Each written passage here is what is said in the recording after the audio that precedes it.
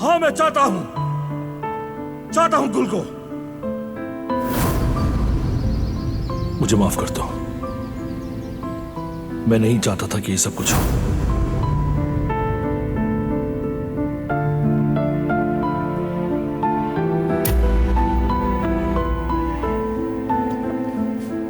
हाय बेटी, ध्यान कहाँ है तुम्हारा?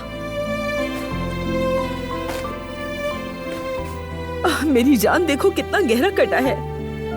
बहुत दर्द हो रहा है क्या? दर्द नहीं हो रहा, जरा सा भी नहीं अम्मी। मेरी बच्ची, वक्त के साथ साथ सब गहरे जख्म भर जाते हैं। हाँ, लेकिन निशान छोड़ जाते हैं। मुझे तुम्हारा हाल ठीक नहीं लग रहा। क्या हम सब कुछ छोड़कर कहीं दूर चलें? वापस अपने वतन चलते हैं या फिर किसी और शहर? हम क्यों जाएंगे अम्मी? वैसे भी आपकी रिटायरमेंट में अब थोड़ा वक्त रह गया है। अगर तुम मेरे लिए सोच रही हो। अब मैं किसी के लिए नहीं सोचती अम्मी, फिक्र नहीं करें आप। वैसे भी दोनों जल्द शादी करने वाले हैं, फिर किसी को भी हमारे बारे में सोचने की फुर्सत नहीं होगी। देखिएगा, सब कुछ यूं ही भुला दिया जाएगा और दारिया भी उन पर कयामत बनकर आएगी।